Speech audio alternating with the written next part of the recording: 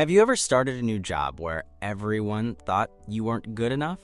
Where every look, every whisper, and every laugh made you feel like an outsider? Well, imagine that job being a firefighter, a job where people's lives literally depend on you. This is the unbelievable story of a rookie firefighter, a man nobody believed in until one night when everything was on fire, literally, and he proved them all wrong. Our main character, let's call him Jake. Jake was 28, fit but not overly muscular, and didn't exactly look like the classic hero type. He wasn't the biggest guy in the room. In fact, most of his new colleagues at the fire station laughed quietly when they first met him. This guy's not gonna last a week. He looks like he should be pushing papers, not pulling people out of burning buildings. Jake heard it all, and although he tried to smile it off, deep inside he burned with determination. He didn't join this job for glory, he had his reasons. His father had died in a fire when Jake was a teenager, trapped in a burning warehouse. That moment shaped his life, and Jake promised himself he would become the firefighter his dad never had that night. But his colleagues didn't know that part of his story. To them, he was just a rookie. The first week was rough. Jake struggled with some drills, he was slower with the heavy hose, clumsier with the oxygen tank. The veterans rolled their eyes. "Kid, this isn't a game. Out there, people die if you screw up." Jake stayed quiet. He trained harder at night when no one was watching.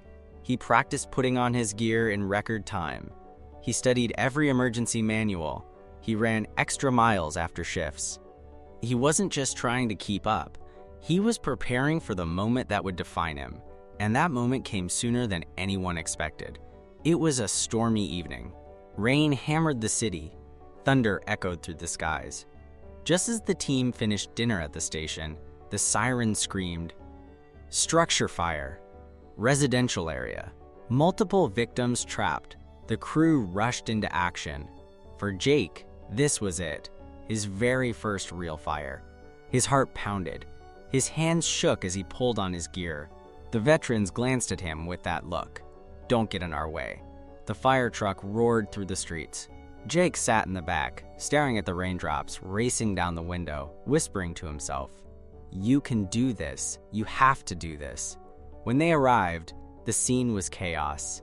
A two-story house was engulfed in flames. Smoke poured into the sky. Neighbors screamed. A woman outside cried hysterically, "My children! My children are inside!" Jake froze for a second. 3 people, trapped. His training screamed in his head, "Stay calm. Trust the process. Breathe." The captain barked orders. Veterans stormed the front. But inside, conditions were worse than expected. The heat was unbearable. The roof groaned, ready to collapse. Visibility? Almost zero. Jake stuck with the group, but when he heard faint coughing upstairs, something inside him snapped. He broke from the line, ignoring shouts behind him. He pushed deeper into the inferno. He found the first victim, a teenage boy, barely conscious, on the floor. Jake threw him over his shoulder and navigated back down through the smoke. His lungs screamed, but he made it outside. The boy coughed, alive. The veteran stared. Jake didn't stop. He ran back in. This time, upstairs, he heard a little girl crying. The flames licked closer as he crawled on his knees, sweeping with his hands. Finally, he found her under a bed, trembling. "It's okay, I've got you." He carried her down, shielded her with his own body from falling debris, and pushed through the burning hallway. Again. Alive! But there was one more. The mother's voice outside screamed, "My husband! He's still inside." Jake went in a third time. This time, the house was seconds away from collapsing. Heat seared through his gear. He found the man unconscious in the bathroom, blocked by fallen beams. Jake gritted his teeth, used every ounce of strength, and dragged him free. As he stumbled out of the front door, carrying the man on his back, the house gave a deafening crack and collapsed behind him. Jake collapsed to his knees, gasping for air, covered in soot and sweat. The family rushed to him, hugging their kids, crying tears of relief. His fellow firefighters stood in stunned silence. The rookie they doubted had just done what none of them thought he could. 3 lives saved, The captain finally broke the silence. "Rookie, you just earned your place here." And for the first time, Jake wasn't just the new guy, he was one of them.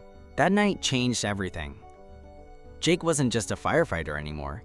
He was a hero. Not because of the glory, but because when the flames rose and everyone doubted him, he stepped forward. And maybe that's the lesson here. It doesn't matter who doubts you, how you look, or how much experience you lack. When the moment comes and you choose courage over fear, you prove everyone wrong. If you enjoyed this story, make sure to hit like, subscribe, and share it with someone who needs a little inspiration today. And tell me in the comments, do you think you'd have the courage to run into that burning house? Or would you freeze? I'd love to hear your thoughts.